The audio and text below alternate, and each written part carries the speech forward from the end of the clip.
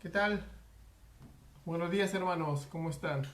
He tenido algunos problemas para que funcione esto, pero bueno, gracias a Dios, aquí estamos, un domingo más, otro día del Señor, dándole las gracias por su misericordia, dándole las gracias por todo lo que hace en nuestras vidas. Estoy, la verdad, bastante emocionado por todo lo que Dios está haciendo a pesar de esta paralización por la cuarentena, por el aislamiento social que el Estado ha dado, lo cual me parece bueno y que y me parece bueno que la mayoría de la iglesia sean obedientes a esto, ¿no?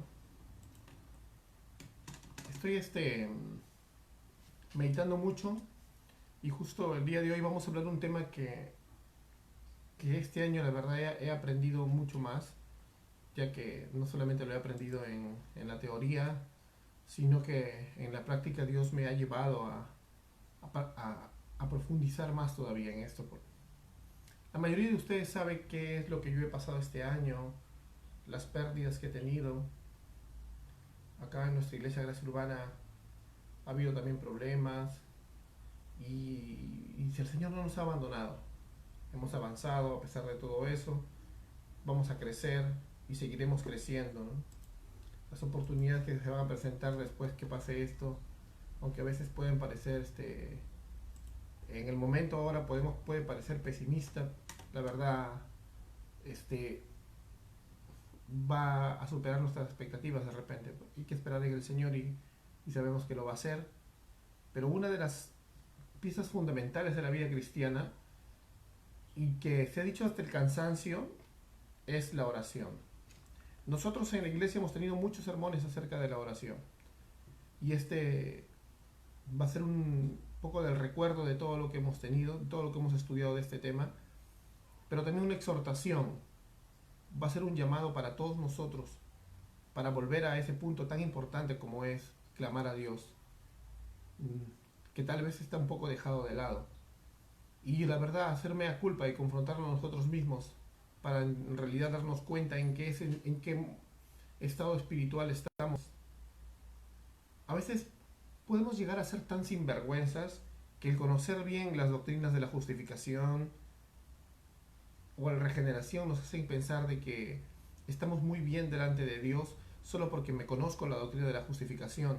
Y porque te conoces la doctrina de la justificación piensas que no importa si no oro, estoy bajo la gracia, y se olvidan de la santificación, y que hay una evidencia de ser realmente cristiano.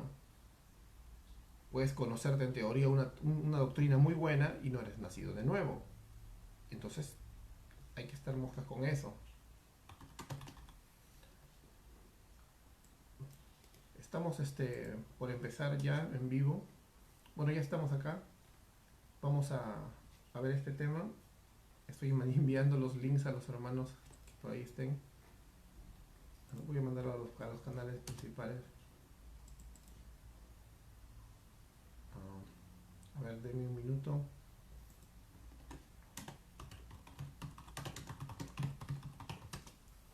Ajá. Vamos, bueno, a empezar. Quisiera que me acompañen con una oración antes de leer el texto. Amén. Vamos orando. Amado Señor, queremos darte gracias, Dios mío, por tu misericordia. Gracias porque estás con nosotros el día de hoy, a pesar de todo lo que hemos pasado, Señor, a pesar de nosotros mismos. Tú eres fiel a tu pacto, Dios mío. Tú has sido fiel, Padre Santo. No solamente con nuestras circunstancias, sino también redarguyendo nuestro corazón de pecado, trayéndonos, Señor, a conciencia que nosotros hemos roto tu ley, Dios mío, y que necesitamos de un Salvador. Recordándonos todos los días esta gran verdad acerca de tu Evangelio, Dios mío. Y estamos por eso agradecidos eternamente con tu amor y con tu gracia, con tu misericordia y con tu persona. Gracias, Padre Santo, en el nombre de Cristo Jesús. Ilumina nuestro corazón para poder entender lo que tu palabra quiere que entendamos y para poder vivir lo que tu voluntad quiere que vivamos. Gracias, Dios mío. Amén. Bueno, a ver, ¿me dan un minuto?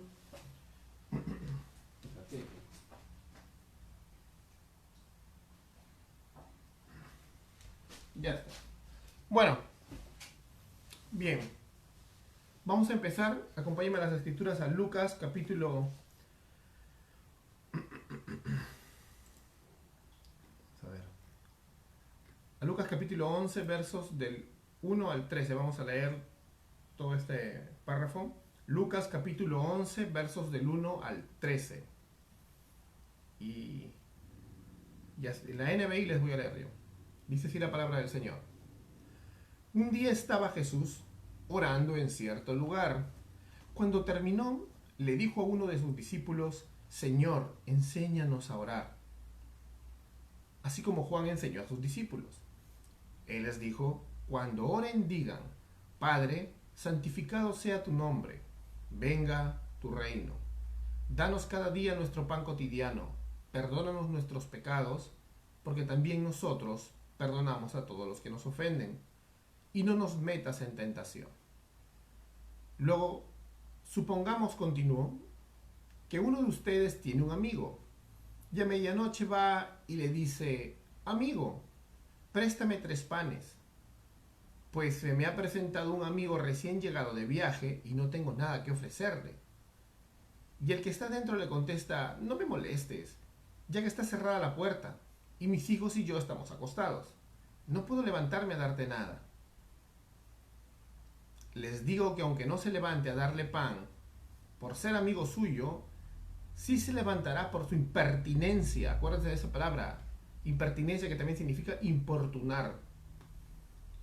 Por su impertinencia, y le dará cuanto necesite. Así que yo les digo, pidan y se les dará, busquen y encontrarán, llamen y se les abrirá la puerta. Porque todo el que pide recibe, el que busca encuentra, y al que llama se le abre. ¿Quién de ustedes que sea padre, si su hijo le pide un pescado, le dará a cambio una serpiente?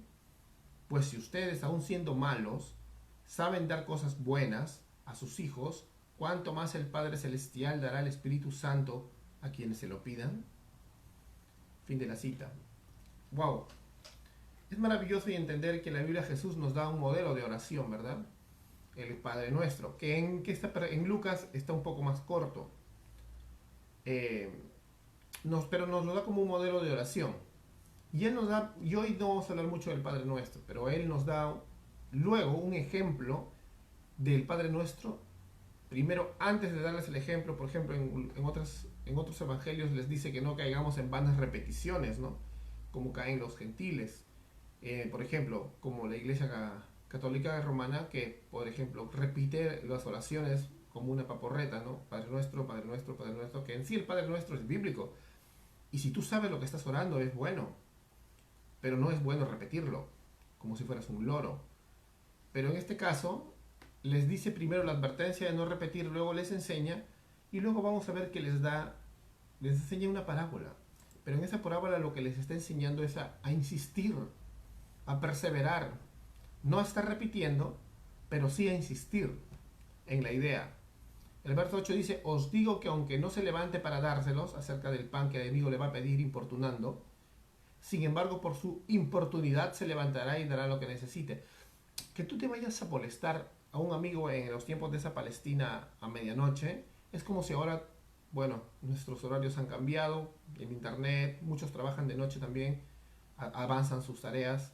Es como si te viniera a ver un amigo a las 3 de la mañana y te dijera, oye, tienes un pan para regalarle a mi vecino o a mi amigo que ha venido a visitarme, y tú le puedes decir, oye, esta hora, ¿no?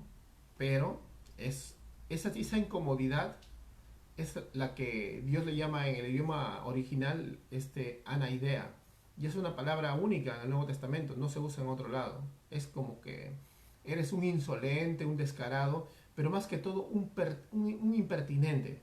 Ahora, no es que Dios se enoje cuando tú le ores, no, esa no es la idea.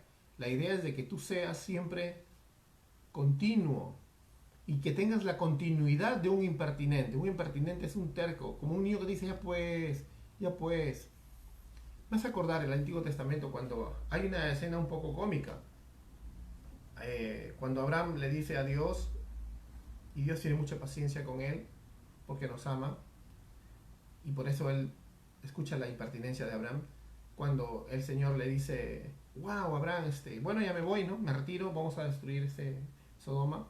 Y le dice, pero Señor, si hubiera 50 justos, ya está bien, ya 650 no los destruye, pero 640 y 630, y así comienza a molestar, ¿no? Hasta que Dios le dice, bueno, ya, ok, y se va. Pero tú lees eso y dices, ¿por qué no le dice Dios simplemente, ¿qué te pasa, oye, no? O sea, como si no hubiera una reverencia.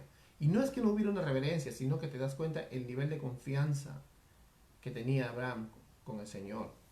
Y así sus hijos tenemos confianza, no para pasar por encima de él o para tratar de una manera poco reverente, como a veces vi, me acuerdo este año, es un youtuber, que la verdad con muy buena intención el muchacho, pero tenía una pésima forma de aconsejar cómo orar, ¿no?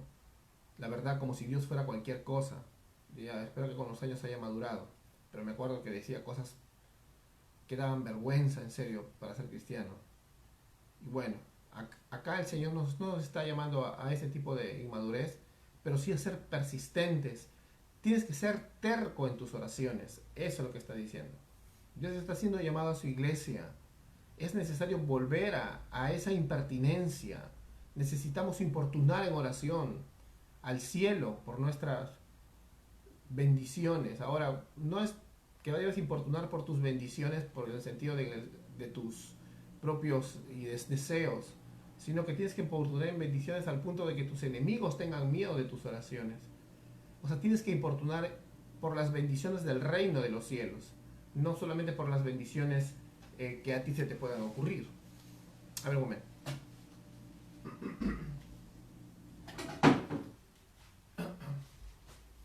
Ya. Hay bendiciones que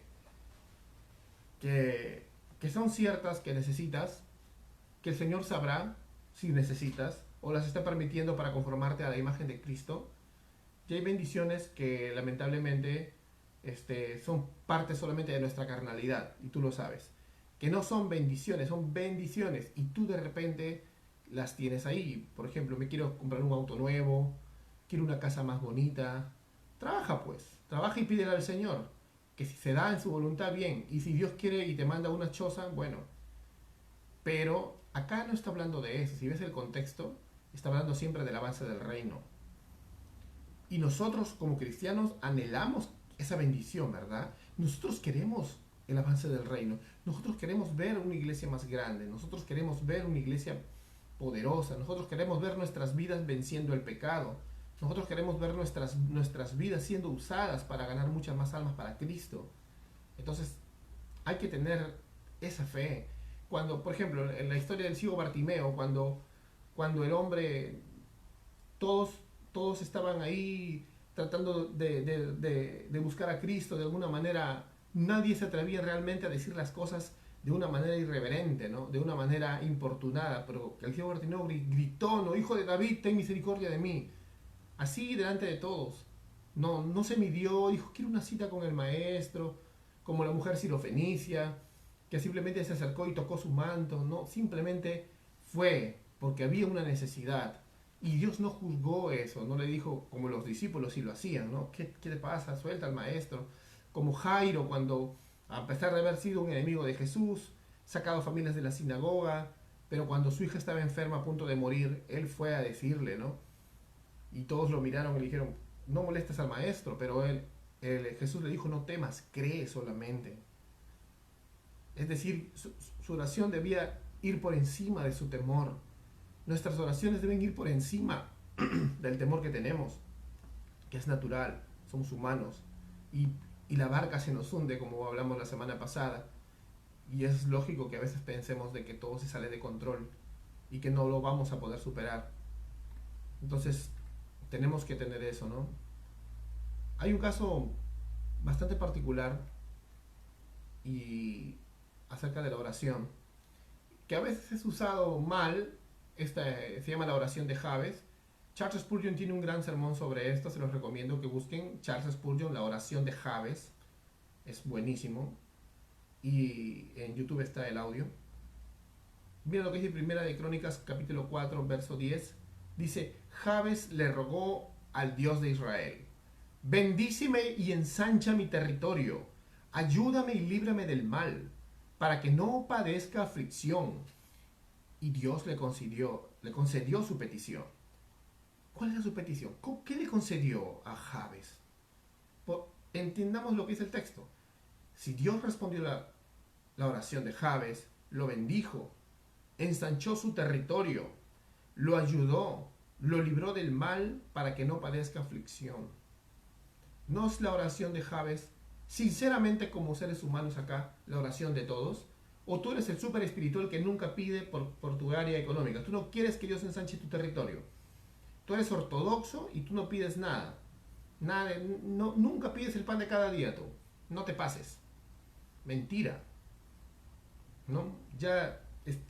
Nosotros estamos divididos por muchas formas de hombre o mujer que ora. Y me he dado cuenta en estos últimos tiempos. Y es la verdad. Están los que piden cosas que Dios no ha prometido y las piden de una manera como si ellos pudieran mandarle a Dios, ¿no? Ya sabemos cuál es esa doctrina del declara y decreta, y esto es un extremo. Por más buena intención que tengan, porque muchos son hermanos bien intencionados, hermanos que aman a Dios, pero no saben eso. Uno. Dos, están los hermanos del otro extremo que oran, por ejemplo, hay una persona moribunda o una persona con una enfermedad muy difícil, en lugar de orar por su sanidad, oran para que Dios se la lleve, imagínense. Otros oran para que se haga la voluntad de Dios, nomás dicen. Que se va a hacer la voluntad de Dios, se va a hacer. Lo que nosotros tenemos que orar dentro de nuestro dolor humano es que si en su voluntad estuviera que lo sane, queremos sanidad para esta persona, oramos por sanidad hasta el último minuto. Si en el último minuto Dios, en su soberana voluntad, claro, se lo lleva, gloria a Él. Pero mientras tanto oraremos hasta el final por su sanidad. Pero hay hermanos que no sé si parece que no creyeran que Dios puede sanar a las personas.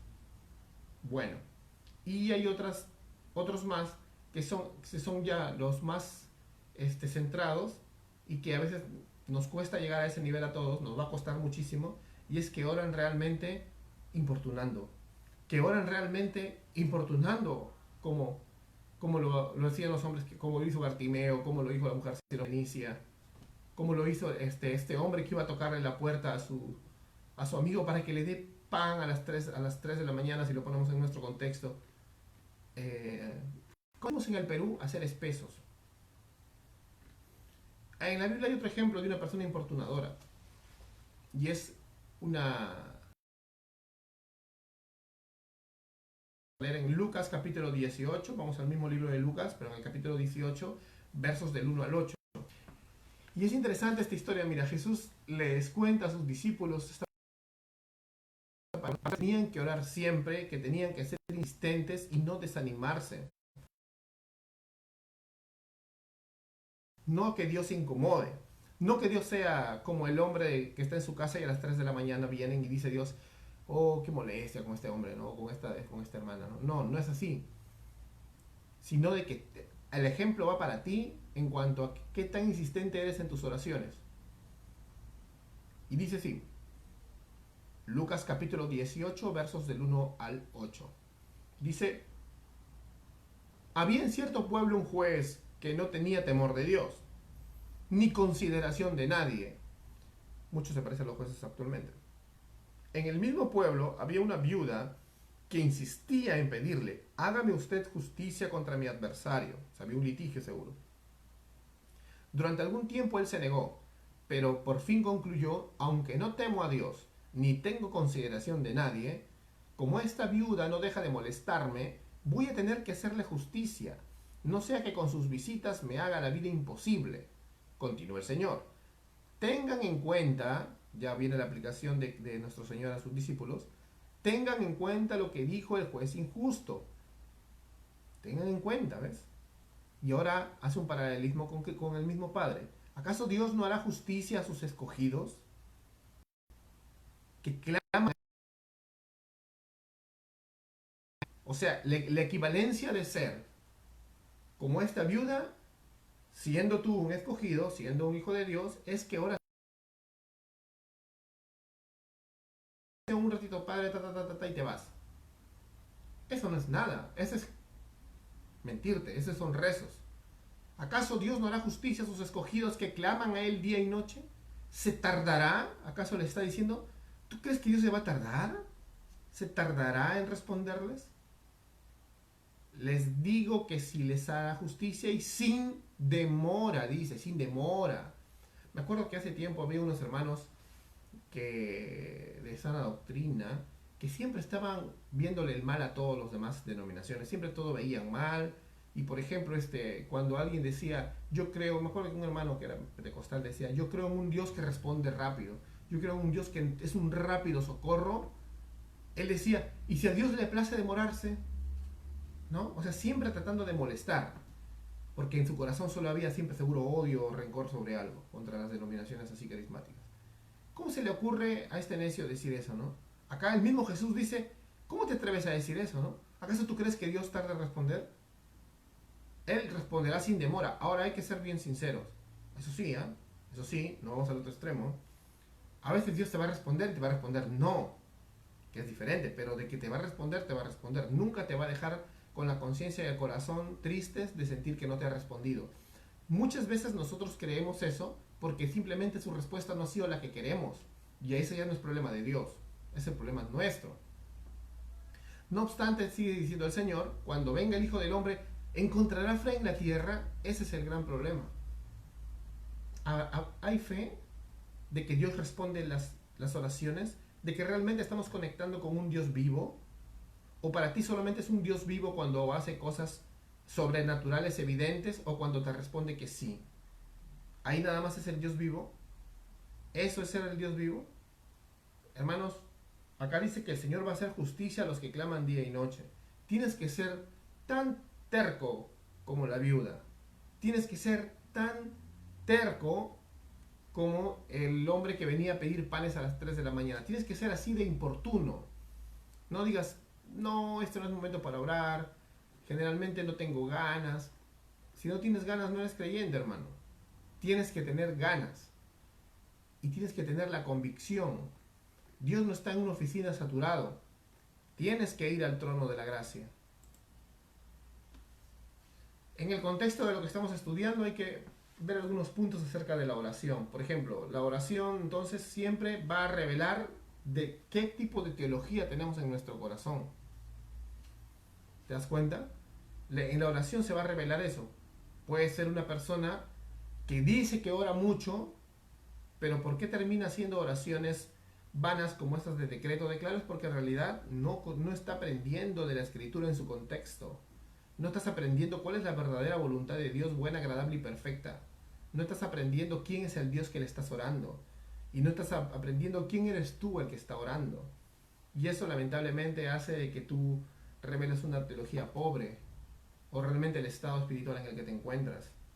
Pero también tienes que entender que si tú vas a orarle al Señor, tienes que conocer al Dios al cual estás orando.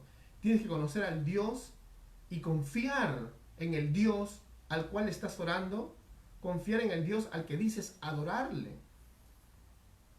Dios no es un genio de la lámpara que te cumple simplemente ciertas cosas. Tienes que entender eso. Ahora, también la oración puede ser a veces, como decía Albert Mohler, presidente del Seminario Bautista del Sur en Estados Unidos, en un artículo sobre la oración, decía que a veces la oración es antiterapéutica. Porque la oración, dice Mohler, en la oración lo que importa antes que nada, acá está la cita, es que no somos nosotros.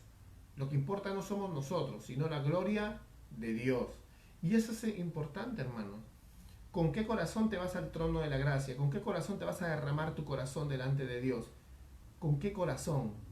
Pensando en qué me va a tocar, qué parte de la torta me va a dar Dios hoy día en su respuesta. ¿O te vas a adorarle, a glorificarle? Empiezas por Padre nuestro que estás en el cielo, reconociendo su soberanía y su supremacía por sobre todo.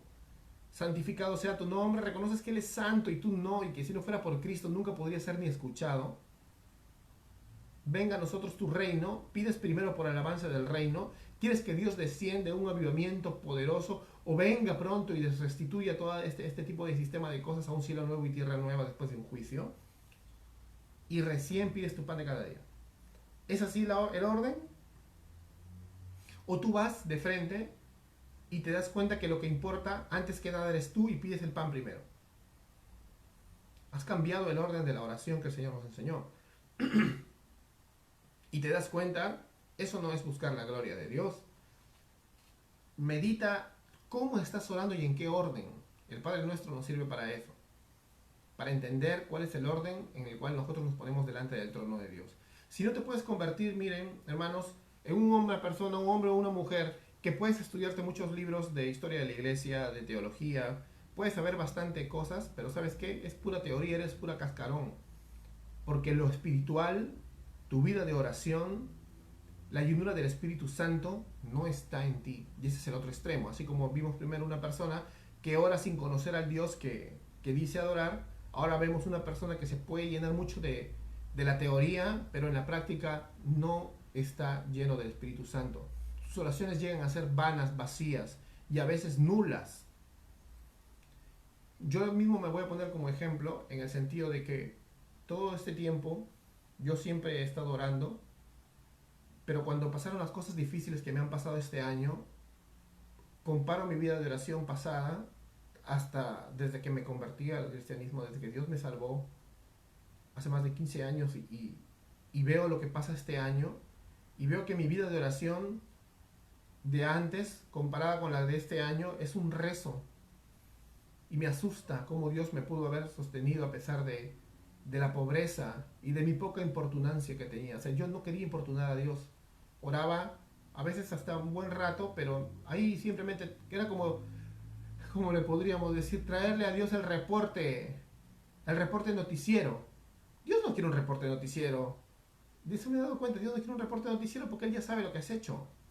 Dios quiere un corazón arrepentido, que se derrame delante de su trono y que luego clame por misericordia, que lo alabe, que lo reconozca y que luego pida, de hecho, pide. Porque todo lo que pidas va a ser hecho, si lo pides conforme a su voluntad. Y hay que ver eso, lo que dice la palabra de Dios respecto a este tema. Si tú eres como Jabes y tú después de reconocer todo esto le dices a Dios, bendíceme y ensancha mi territorio, hazlo. La Biblia está ahí, enseña. No hay forma de que alguien se pueda oponer a eso. Y Satanás no te puede decir, tomando la forma de un hermano o tomando la forma de una idea que te has llevado del internet, no te puede decir, no pides para tus cosas materiales. Pide para tus cosas materiales. Spurgeon te diría eso. Pide, porque si no pides, no, Dios no te va a responder. ¿Tú crees que Dios no te va a responder si tú le pides? Bendíceme. Si tú quieres que Dios te bendiga, Dios sabe que te va a bendecir para que tú bendigas. Si tú le pides, ayúdame y líbrame del mal, Él te va a librar del mal para que lo adores. ¿Te das cuenta? Pues Dios va a conceder tu petición como a Jabes. Entonces hay que verlo de esa manera siempre. Vamos a seguir viendo acá la palabra de Dios. Quiero que veamos otro texto acerca de lo que es las peticiones, realmente la forma correcta de orar. Otro punto, la forma correcta de orar.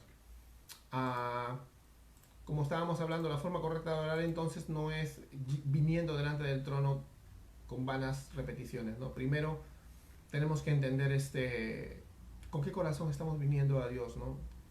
La oración es un tema muy amplio, la verdad, como para tocarlo en un solo sermón ahorita, pero si tú siempre has estado años en la iglesia, te das cuenta de que nosotros, o bueno, en cualquier iglesia, de repente no eres de Gracia Urbana, pero tú sabes que en tu iglesia o si eres de esta iglesia, tenemos reuniones de oración. Hay personas acá, por ejemplo, que yo he estado pensando, la verdad, como pastor, en ni siquiera tomar en cuenta una opinión de los que nunca han venido a las reuniones de oración, pero no han venido porque no han querido. Una cosa es que no puedas, como siempre hablamos, y otra cosa es que no quieras. Acá hay mucha gente que no puede, pero hay otros que evidentemente no quieren, pero van a morir diciendo que no pueden. Y eso pasa en cualquier iglesia. Conversando con muchos pastores también me cuentan lo mismo. Gente que asusta ver tanto cinismo, asusta la verdad ver tanta locura, pero hay gente que no puede, pero hay gente que no quiere, pero dice que no puede y se asusta y se cierra. No, pero yo no puedo, mentira. Porque después te enteras que estaba por ahí, que estaba con otro hermano, que estaba tragando, que estaba haciendo otras cosas. O sea, no nos engañemos. Y no te engañes si tú eres de estas personas. Hay que ser sincero con Dios y arrepentirte de tu pecado. Cuando nosotros no tenemos deseo desesperado de estar con los santos orando juntos, es porque simplemente no te sientes parte del cuerpo de Cristo. Y si no te sientes parte del cuerpo de Cristo, no eres creyente, pues. Así te hayas leído toda la sistemática de Berkov. Entonces, hay que entender que hay servicios de oración y, y que una forma correcta de orar, aparte de la oración personal, es en medio de los santos, ¿no? Ahora, el ejemplo de oración de Jesús es muy bueno, como te dije, ¿no? Nos va a costar trabajo, pero casi siempre que nosotros vemos a nuestro Señor orando, Él podría utilizar todos los términos con los que se identifica el Señor, como por ejemplo Señor, que así a veces lo decimos, Altísimo, Todopoderoso, mi Rey, ¿no? Juez de toda la tierra. Podemos usarlos cuando oremos, pero generalmente Jesús cuando ora, él se comunica a través de la palabra Padre. Y esto nos debe dar un descanso y paz muy grandes a la hora de orar. Entender que, o sea, nuestro Señor nos está recordando que tenemos una relación de unión con Dios, ya que estamos unidos, sumergidos en Cristo. Estamos unidos a Cristo. Nuestra unión con Cristo nos hace una unidad con el Dios Trino. Tenemos una unión con el Espíritu Santo y una unión con el Padre. Entonces, esta cercanía íntima que tenemos con Él hace y permite que nuestras oraciones sean escuchadas. No necesitas sentir algo. Dios no se siente, porque nosotros podríamos caer en un vacío tan grande que de decir incluso y pensar, no todo es espiritual, yo tengo que hacer las cosas a mi manera, porque si no, imagínate, ¿no? Te comienzas a convertir como un ateo, ¿no? Que dice, no hay que meter a Dios en todo. Ese es un ateísmo práctico. Cuando tú dices, no, pero, o sea, yo no como de la vida espiritual, pues te vas a morir, loco, te vas a morir. Porque, ¿sabes qué? Cuando Dios quiera, ¿tú crees que puedes comer con tus propias fuerzas sin que respires, sin que tu corazón lata cuando Dios quiere? O un peor, te puede dar una gran lección, dejándote vivo pero paralítico, dejándote vivo pero con una enfermedad terminal. ¿Y dónde está tu orgullo de decir yo me gano mis frijoles por mí mismo? No necesito de la vida espiritual para ganarme mis frijoles. O sea, es un suicidio decir eso. Igual en tu vida sentimental, en las circunstancias de tu vida, ¿tú crees que puedes no depender de Dios? ¿Que puedes decir no lo metas a Dios en esto? Generalmente cuando la gente está airada, me he dado cuenta por las consejerías que he llevado, cuando una persona está con cólera, con ira, o sea, llena de pecado y de oscuridad, dice esa palabrita, no metas a Dios en esto. Cuando Dios es soberano y supremo sobre todo, hermanos. O sea, tenemos que entender eso.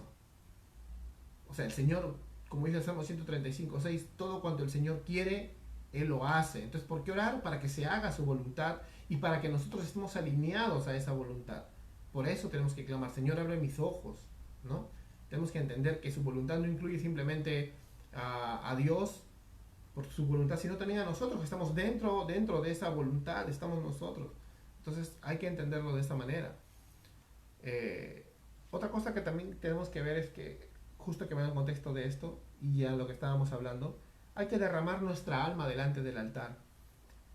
Bueno, a muchos de nosotros hemos venido de iglesias en este contexto sudamericano, peruano y trujillano, donde le llaman altar a la parte de adelante de la iglesia, ¿no? Creo que muchos de nosotros nacimos de nuevo en iglesias donde le dicen altar y también hemos caído en la crítica y en el desecho incluso de ese tipo de cosas, ¿no? Eso no es altar no es eso, el altar es el lugar donde se sacrificaba en el Antiguo Testamento al Cordero.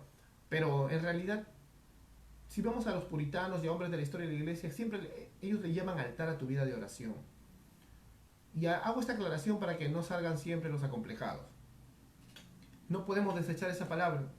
Si la usó Owen, si la usó Jonathan Edwards, si la usó predicadores actuales como Finney, la usó Jonathan Ravenhill, la usó hombres como Tozer, ¿yo por qué no lo voy a usar?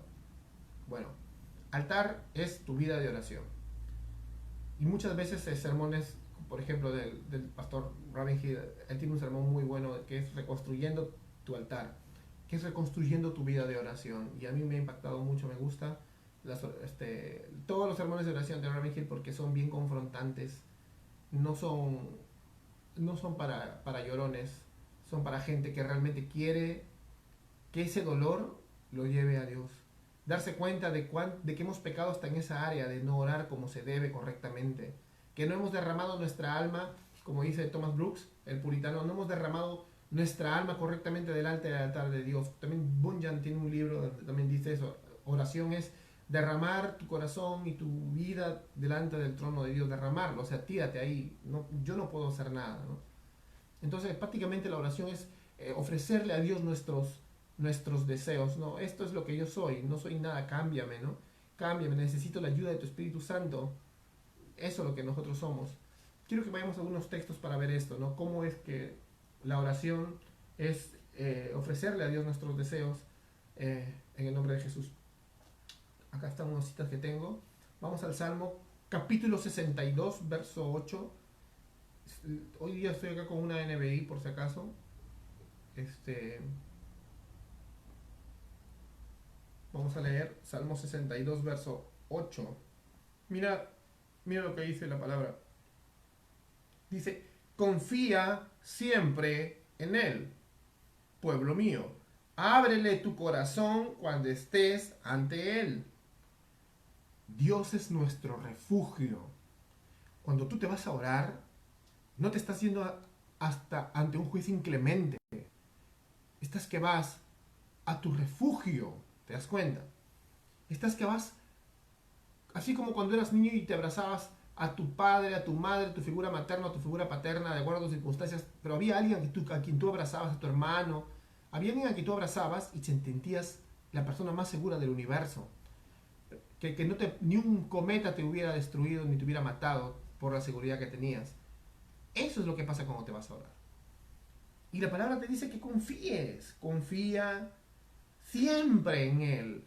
No sé, a veces todo lo que hemos aprendido, todo lo que hemos aprendido acerca de lo que es, por ejemplo, la voluntad de Dios es buena, agradable y perfecta. A los que aman a Dios todas las cosas ayudan a bien. Todas estas cosas las tenemos como clichés.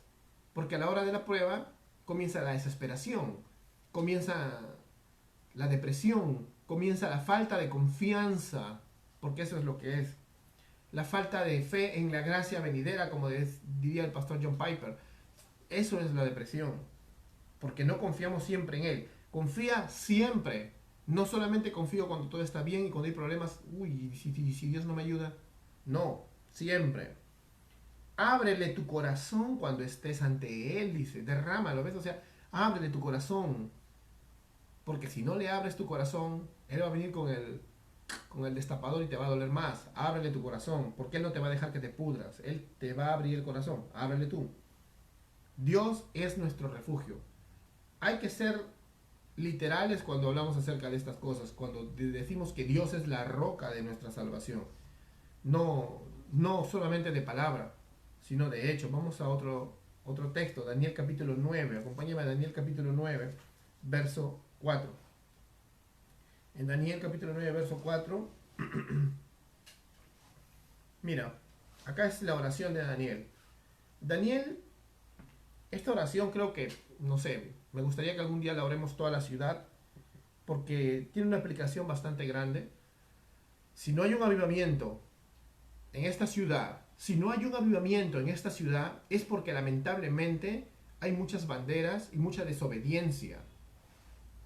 Hay bastante desobediencia por culpa de todos los extremos que hay, de todos los partidarismos y de todos aquellos que creen que son más ungidos que otros, de todos aquellos que creen que hay acá una especie de jerarquías, aquellos que creen que son el Papa.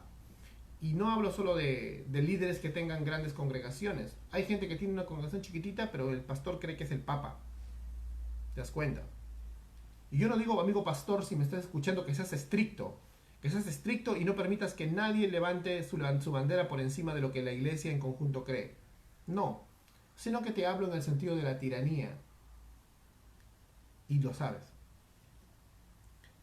La oración de Daniel es una oración de arrepentimiento, que es una oración que implica a todo el pueblo de Dios arrepintiéndose. Y mira lo que dice: Señor Dios grande y terrible, que cumples tu pacto de fidelidad con los que te aman y obedecen tus mandamientos. Hemos pecado y hecho lo malo. Hemos sido malvados y rebeldes. Nos hemos apartado de tus mandamientos. ¿Reconocemos eso? Nos hemos apartado de la Biblia, nos hemos apartado de su palabra. Todos. Y de tus leyes. No hemos prestado atención a tus siervos los profetas, que en tu nombre hablaron a nuestros reyes y príncipes y nuestros antepasados y a todos los habitantes de la tierra. Tú, Señor, eres justo. Nosotros, en cambio, somos motivo de vergüenza en este día. Nosotros, pueblo de Judá, habitantes de Jerusalén y de todo Israel, tanto los que vivimos cerca de los que se hallan lejos en todos los países, por los que nos has dispersado, por haberte sido infiel. Israel, como nación étnica, siempre fue infiel hasta el momento en que el Señor, cansado ya de esto, siguió adelante con su Israel de Dios, con el Israel espiritual, con los nacidos de nuevo, y dejó atrás a la nación étnica rebelde, lo que en Apocalipsis se llama la gran ramera. Pero en sí, vamos a la oración. ¿Qué debe hacer el pueblo de Dios en conjunto? Arrepentirse. ¿De qué? De haberse alejado de Dios. Acá dice que no obedecieron lo que decían los profetas y las leyes. Es decir, no obedecieron lo que dice esto, lo que dice su palabra. Los profetas están acá, Jeremías, Isaías, y justamente Daniel estaba estudiando Jeremías y él descubre que el Señor había dicho que en 70 años ellos serían libres. Pero simplemente parece que se habían olvidado y no estaban orando por eso. No estaban orando para que Dios cumpla las promesas. Porque realmente nosotros debemos orar por las promesas que ya están escritas. No es que Dios necesita que se las recuerdes, sino que a Dios manda a que oremos por eso. Y que confíes, que Él es tu refugio. Pero lamentablemente Israel se había olvidado de esto. Ahora, es maravilloso, ¿no? El Señor tiene misericordia y finalmente sí sacó a Israel con Esdras y Zorobabel y Nehemías y se los lleva de nuevo a Israel. Pero hay que entender que acá, cuando Daniel descubre esto, se le quebranta el corazón y dice, hemos pecado. Vamos a ser individualmente cada cristiano y como iglesias sinceros con Dios y reconocer que hemos pecado. ¿Lo vamos a reconocer? ¿O vas a decir, no, mi iglesia no ha pecado? Por culpa de iglesias así es que no avanzamos en esta ciudad. Nunca va a haber avivamiento cuando haya ese tipo de tropiezo. O cuando en tu iglesia tú no reconozcas que has pecado y te has aislado de tus hermanos de la membresía.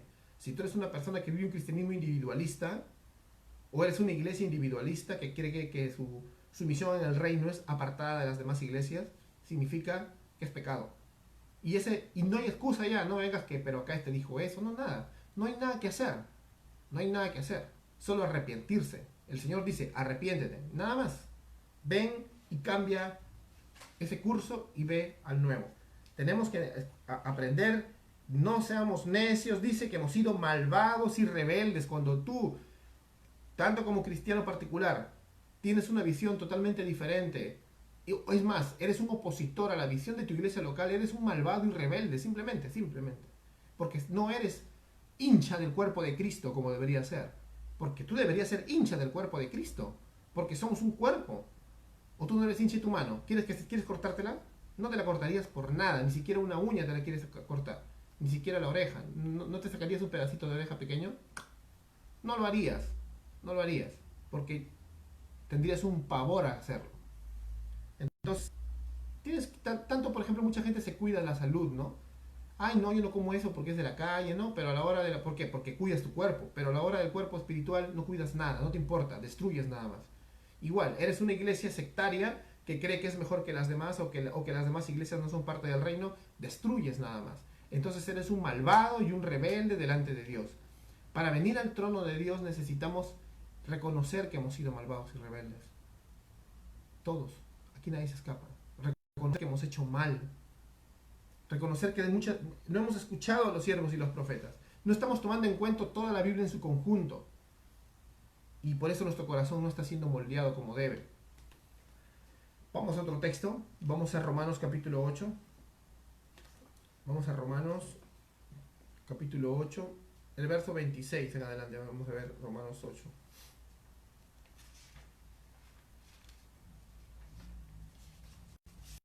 Romanos capítulo 8, verso 26 dice: asimismo, en nuestra debilidad, este es un texto que habla del Espíritu Santo y de la intercesión, es un poco ya diferente, otro punto más, otro texto más. Dice: asimismo, en nuestra debilidad el Espíritu acude a ayudarnos. No sabemos qué pedir, pero el Espíritu mismo intercede por nosotros con gemidos que no pueden expresarse con palabras. Y Dios, que examina los corazones, sabe cuál es la intención del Espíritu, porque el Espíritu intercede por los creyentes conforme a la voluntad de Dios. Es maravilloso saber que, aunque a veces tú dirás, pero no sé qué decir, mi Señor, espero que me escuche. Dios no lo vas a sorprender cantándote un salmo. Dios no quiere salmistas o oradores.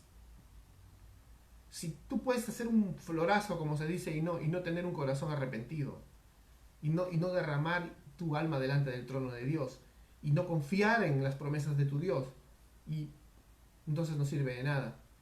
Pero puede ser un hombre quebrantado, una mujer quebrantada, que realmente dice a veces no sé ni qué decir, pero el Señor, a través del Espíritu Santo, lleva con gemidos, dice que no se pueden decir. La palabra es una sola palabra nomás, pero en la Reina Valera la traducen como indecible.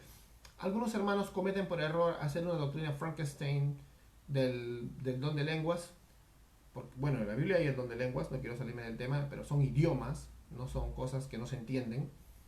Son decibles, incluso el don de lenguas, al estilo que lo usan algunos hermanos como algún farfullo inentendible, es decible. Lo que acá dice que son indecibles, o sea, no puedes decirlo, porque es algo espiritual, es algo que solo el Señor puede sacar de tu corazón. Él puede ver la intención de tu corazón y Él puede llevar tu oración porque Él sabe lo que tú necesitas. Más, más que las palabras que puedas decir, porque no te sientas mal si eres una persona de pocas palabras al orar. Mucha gente ora sin hablar y no está mal. No es más espiritual una iglesia porque se escucha gritando a todos. Ah, no, eso no es más espiritual. Pueden todos ser unos vacíos gritando. Eso no es más espiritual. Tú deja que el Espíritu obre en tu corazón como sea. Si puedes, si hablas, hablas. ¿No? Si tú puedes clamar a Dios con tu boca, háblale, clámale. Pero si tienes pocas palabras, pocas palabras. El Señor al final llevará tu oración al corazón de Dios. Vamos al Salmo 32, verso 5. Tenemos que aprender, hermanos, que en casi toda la Biblia te das cuenta que la humillación es lo que Dios usa para atraernos a Él. Parece que la angustia fuera un preámbulo de un encuentro verdadero con Dios cada día. Si no compara las veces que has ido a buscar a Dios cuando estabas en paz y las veces que has buscado a Dios cuando estabas en angustia, ¿cuál ha sido tu búsqueda más profunda? Y tú mismo respóndete. El Salmo 32, versos 5 y 6, dice, pero te confesé mi pecado, dice el salmista, y no te oculté mi maldad. Me dije, voy a confesar mis transgresiones al Señor, y tú perdóname mi maldad y mi pecado. Por eso los fieles invocan en momentos de angustia, dice. Caudalosas aguas podrán desbordarse, pero a ellos no los alcanzarán.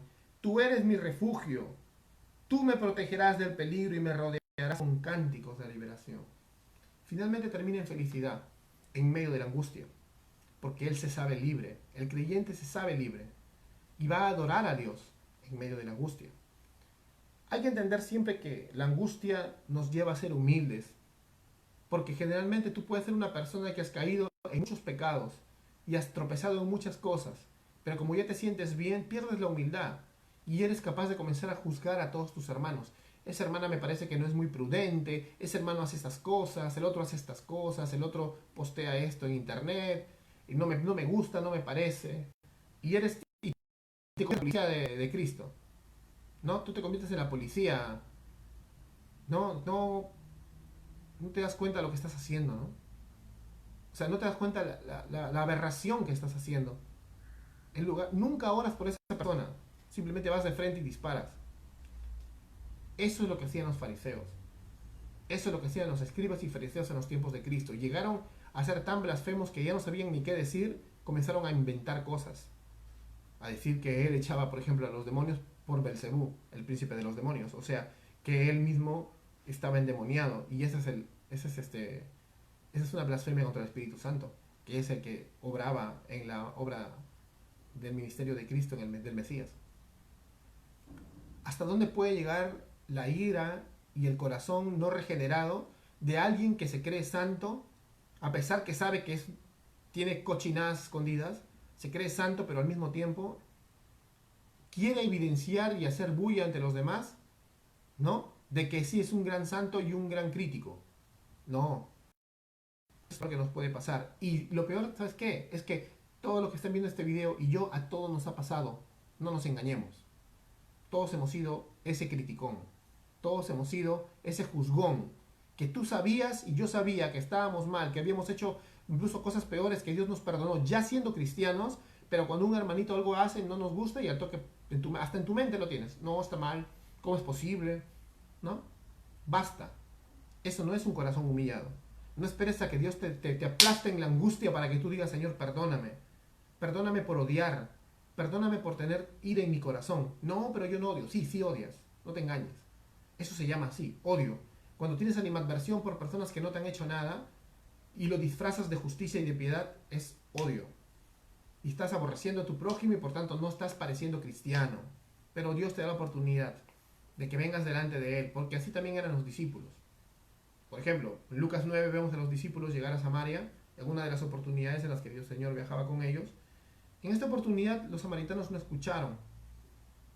Y dos discípulos le dijeron al Señor, uno de ellos era Andrés y el otro el apóstol Juan, el apóstol del amor, le dijo al Señor, ¿quieres que mandemos a que caiga fuego del cielo? O sea, querían que se repita la épica defensa a Elías, ¿no? ¿Quieres que caiga fuego del cielo? Y el Señor le dice, tú no sabes a qué espíritu sirves, ¿no? Así, de frente les dijo, los confrontó. Los confrontó. O sea, le dijo, ¿tú te crees ortodoxo? ¿Te crees sana doctrina? ¿Te crees con la potestad incluso de orar que Dios castigue a esas personas y no te ves tú mismo, ¿no? Tú no sabes a qué espíritu sirves, les dijo. El hijo del Hombre no vino a perder, sino a ganar las almas. No vino para que las almas se pierdan, sino para que sean salvas. En todo caso, tú tienes que entender esto. Cuando Jacobo y Juan, no era Andrés, ¿no? Vieron a Samaria cerrados, cuando Jacobo y Juan vieron a Samaria traidores, vieron a Samaria que habían mezclado el judaísmo con el paganismo, ellos se llenaron de ira religiosa, ¿ves? No sé, a ver, examínate tú, pues. De repente ves una hermana mal vestida o una hermana que hace muecas en alguna red social, si eres una mujer o un hombre, y a ti te parece que tú eres el santo del año y que debes quejarte públicamente incluso ante los líderes de lo que está haciendo la persona. ¿Te parece que no te pareces mucho a estos discípulos? ¿Quieres que caiga fuego seguro sobre tu hermano, no?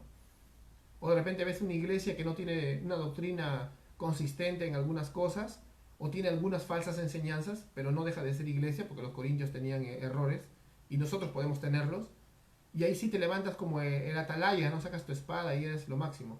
A todos nos ha pasado. Y hemos sido como Jacobo y como el apóstol Juan.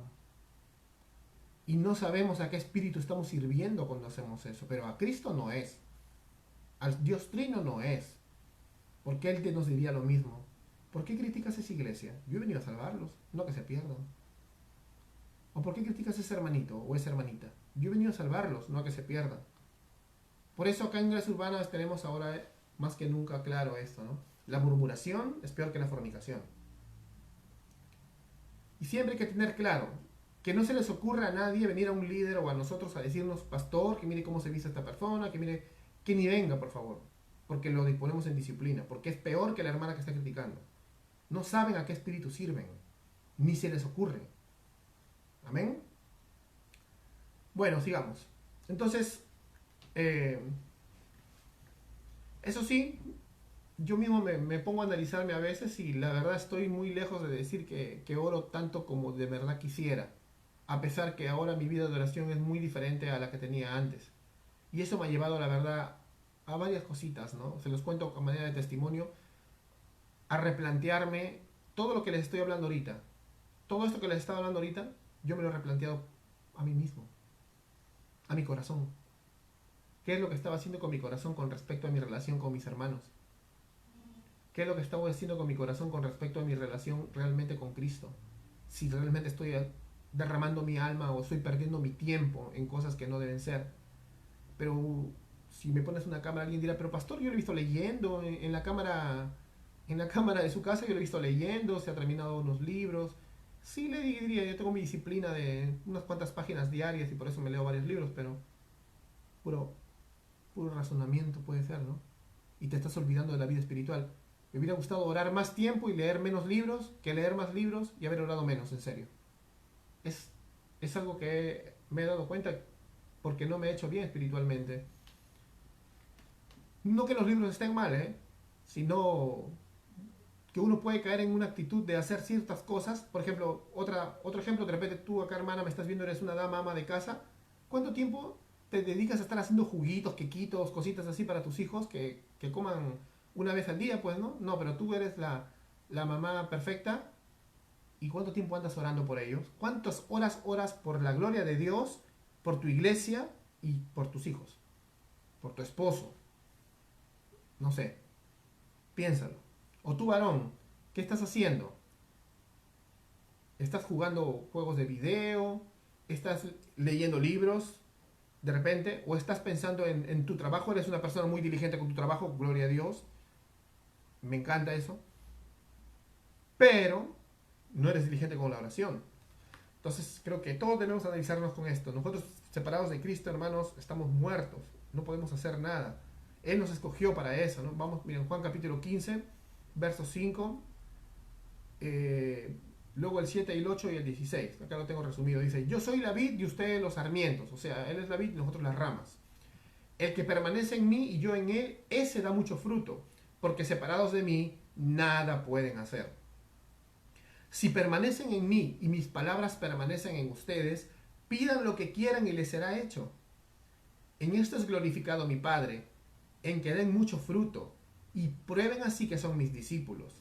Ustedes no me escogieron a mí, sino que yo los escogí a ustedes, y los designé para que vayan y den fruto. ¿Ves? Y Él nos salvó es para que demos fruto. Y que su fruto permanezca para que todo lo que pidan al Padre en mi nombre se los conceda. ¡Wow! ¡Qué maravilloso! Todo lo que pidas te va a conceder. Pero que pidas en el contexto de qué. En el contexto de que somos dependientes del Espíritu Santo. Dice que si permanecemos en Él, pedimos lo que queramos y nos será hecho. Pero el contexto es que Primera de Juan 5:14 dice, y esta es la confianza que tenemos delante de Él, que si pedimos cualquier cosa, ¿ves? Conforme a su voluntad, Él nos oye. Conforme a su voluntad, no conforme a los deseos de nuestro corazón.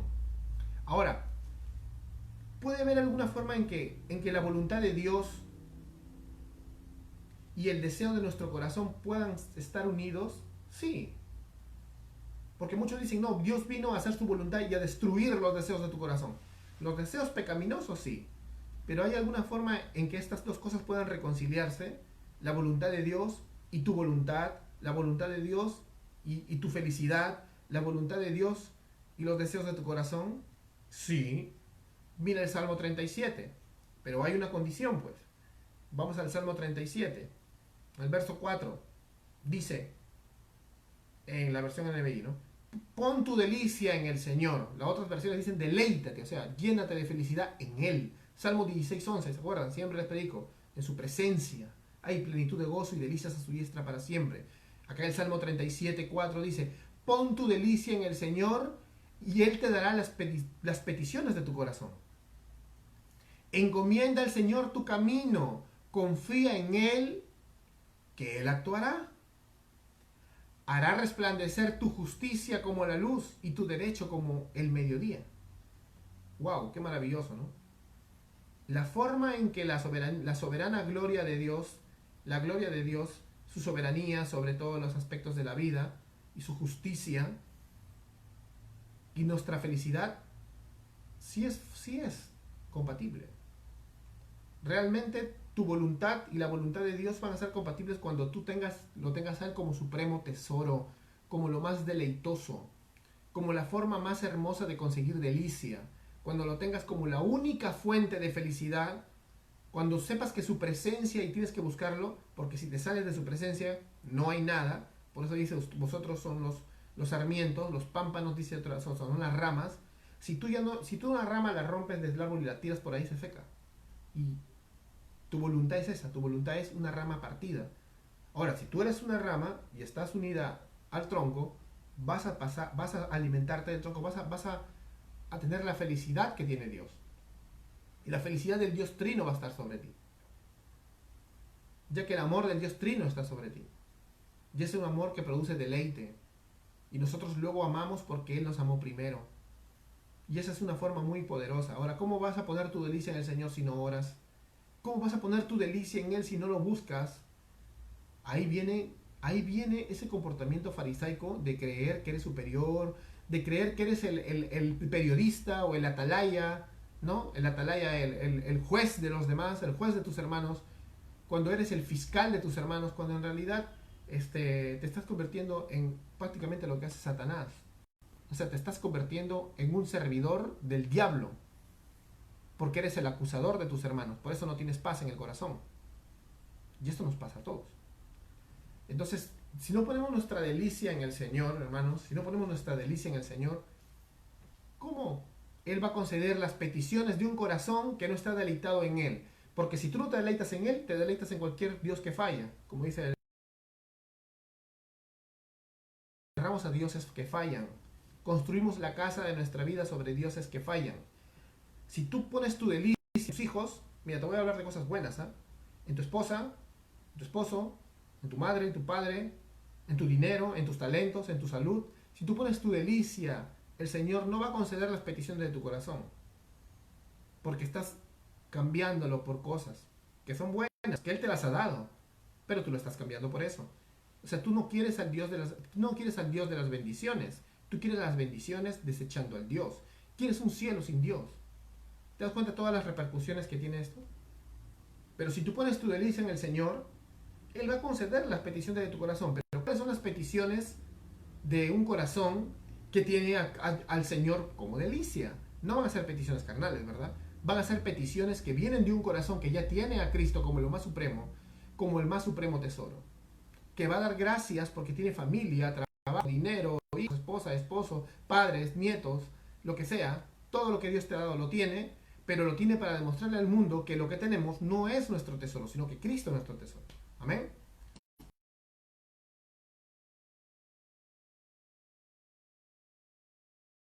La confianza que tenemos delante de Él, que si pedimos cualquier cosa, ahora sí entendemos, ¿no? Conforme a su voluntad, deleitándonos en Él, Él nos oye. Ahora, hermanos, para terminar, ¿estamos confiando entonces en la soberanía de Dios? ¿Estamos confiando en el Dios que adoramos y al que oramos? ¿Estamos viniendo delante de Él quebrantados y angustiados? ¿Te das cuenta? Mira, Dios utiliza nuestras oraciones para cumplir sus propósitos. Ya lo viste con Moisés y con otros hombres de Dios.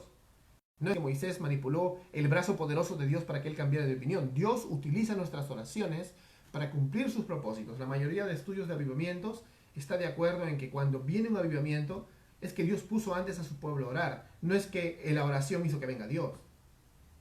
Así que si Dios comienza a poner a todo un pueblo, una ciudad a orar, es porque algo se viene. Esperemos que el Señor lo haga en su momento, claro. Pero hay que estar emocionados. O sea, algo se viene. El Señor está que viene a orar al pueblo. No es que nosotros lo estamos jalando a Dios con nuestra oración. El Señor quiere que lo importunemos y va a poner en nosotros el querer como el hacer para que lo importunemos. Para que seamos como la viuda. Que fastidia al juez ahí. Que molesta. Ahora, te repito, no es que el Señor sea como el juez, pero Él quiere que tú seas como la viuda. Él quiere que tú seas como ese hombre que viene a las 3 de la mañana. A tiempo y fuera de tiempo, te es que le tocas la puerta. Oras sin cesar. Incluso para no caer en tentación. Entonces, para terminar, hermanos, como Gracia Urbana, ¿estamos orando realmente por cosas grandes? ¿Estamos realmente orando para ser responsables con nuestros deberes como miembros? ¿Estamos realmente orando para que la gloria de Dios descienda sobre cada una de nuestras vidas? ¿Para ser más unidos que nunca? Porque yo he visto que en toda la historia de nuestra iglesia ha habido muchos problemas, pero siempre hemos salido algo mejor. Nunca hemos ido para atrás casi. Y las veces que hemos ido para atrás nos ha servido para bien. Los que están un poco más años se darán cuenta. Las veces que parecía que retrocedíamos, hemos crecido. Las lecciones se han aprendido. Y ya no vamos a tener más mano contempladora con esas cosas. Tenemos que disciplinarnos todos nosotros. Poner patrones. Confiar en Dios. Esto ya no es cosa de conciencia, esto ya no es cosa de que, bueno, yo pienso así, tú piensas así, no. Acá está clara la palabra, o lo hacemos o lo hacemos. Y el Señor nos va a bendecir, porque lo vamos a hacer teniéndolo a Él como el más supremo tesoro, sabiendo que todo lo que hagamos, toda la cosa más mínima, el más mínimo servicio, va a ser con compromiso y para su gloria. O no hay que agradecer a Dios que sostiene nuestra vida física a través de la comida, del hogar, por darme una nueva vida a través del Evangelio, por la seguridad de que incluso las cosas malas resultarán para bien. ¿Todo eso no te parece motivo suficiente como para dar tu vida al servicio de Dios por completo? ¿Te das cuenta? Hay que pedirle a Dios, no permitas que mis afectos, ¿no? Mis sentimientos se enreden en deseos desordenados por las cosas de este mundo, sino, Señor, déjame poner mi corazón en las cosas de arriba. Eso tienes que orar siempre. Pídele al Señor que te redarguya de pecado, sea cual sea el área en el que estás alejándote de Él. Que el Señor envíe sus bendiciones espirituales sobre ti. No, pero yo ya estoy en Cristo y ya tengo todas las bendiciones espirituales. Entonces no estás en Cristo, pues. Algunos podrían argumentar así. Hermano, nosotros siempre vamos a tener teología reformada, pero si la teología reformada te convierte en un teórico y no en un práctico, puro floro eres, no vales nada, en serio. En serio. Tu opinión no vale, porque no eres práctico. Peor es más condenación sobre ti conocer más de teología reformada y de todos los conceptos y de todo el Nuevo Testamento y el Antiguo Testamento, si tú no lo vives. No eres más que un simple charlatán. Y cuando lo trates de vivir, no creas que te va a ir bien. A veces igual te va a ir mal. Porque el Señor permite las pruebas para que te humilles más. Entonces, que el Señor nos ayude, pues. Que el Señor nos ayude a realmente y nos ministre, ¿no? Que nos humille. Que podamos contemplar su gloria en medio de la aflicción. Y entendamos que Él nos concede su gracia para seguir viviendo, para servirle a Él nada más. Y incluso en todo lo que hacemos. Cualquier cosa que nosotros determinemos hacer para su gloria, hazlo para su gloria. No lo digas nada más. La oración, hermanos, es entonces importante porque de esta manera vas a poner tu corazón humillado y angustiado delante del Dios que dices adorar para que realmente seas dependiente de ese Dios. Como decía Charles Spurgeon, cuando las oraciones son conforme a la voluntad de Dios, tus palabras son un gemelo de su decreto. ¿Te das cuenta? Cuando tú realmente, decía Spurgeon, oras conforme al corazón de Dios, poniendo toda tu delicia en el Señor, tus oraciones son un gemelo de su decreto. Lo que tú digas no es que vas a decretar como los hermanos hacen, ¿no? Sino que lo que tú estés orando, lo que va a salir de tu corazón y de tu boca, es justo las promesas que Dios tiene en su palabra. Busca en la Biblia, busca cuáles son sus promesas. Y ora y Dios las va a cumplir, porque son sus promesas.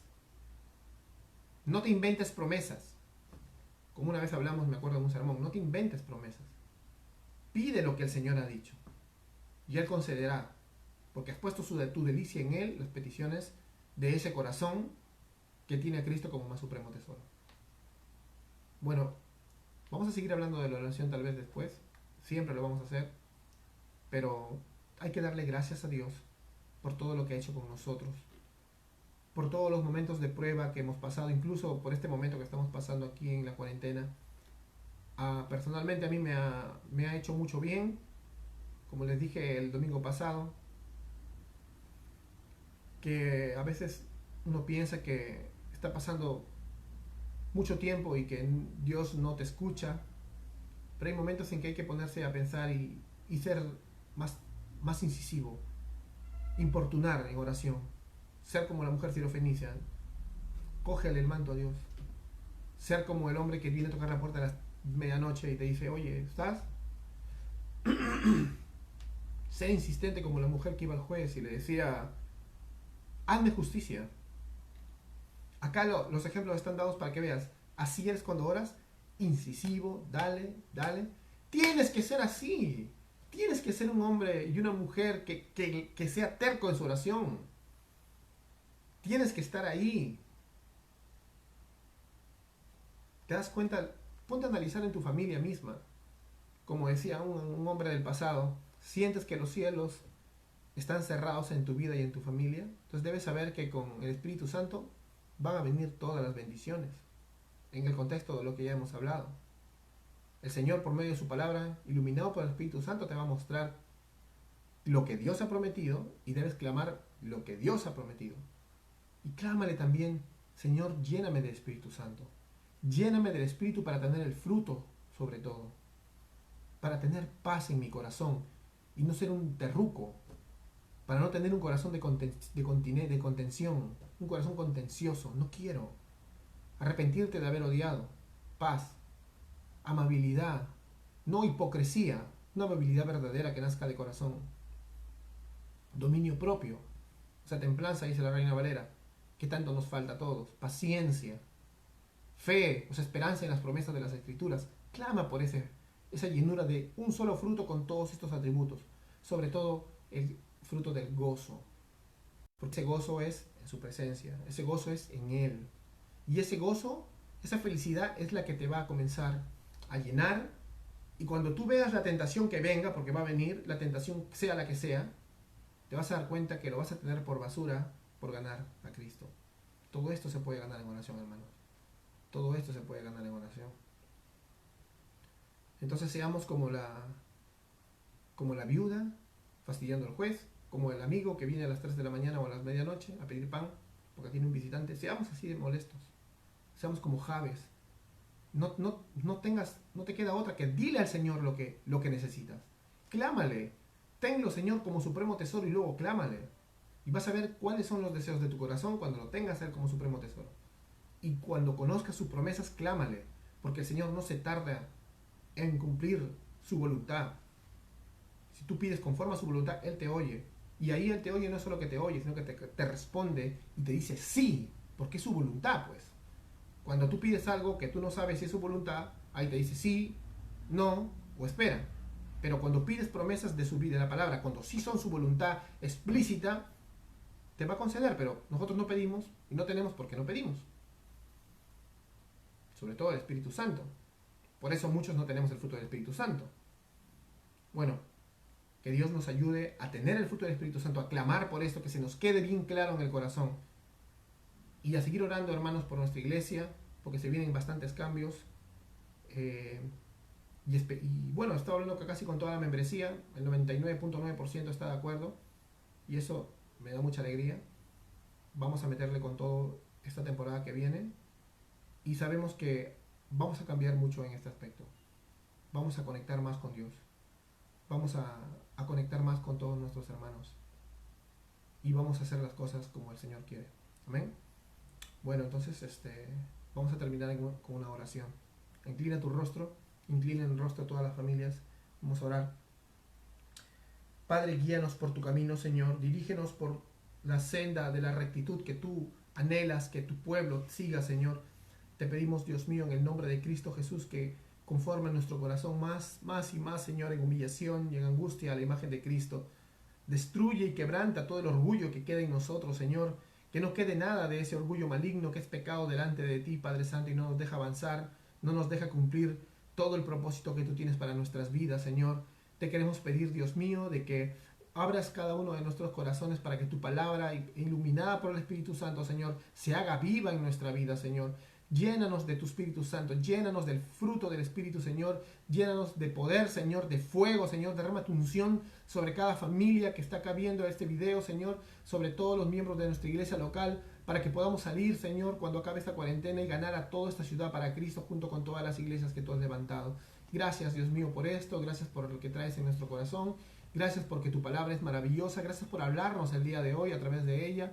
Y bendice a todas las familias de esta ciudad, a todos los cristianos que están el día de hoy reuniéndose, Señor, porque es tu día, alabándote y adorándote juntos, Señor, a pesar de la distancia. Tú nos haces que siempre estemos juntos, Señor. Para nosotros no hay separación. Gracias, en el nombre de Cristo Jesús. Amén. Amén.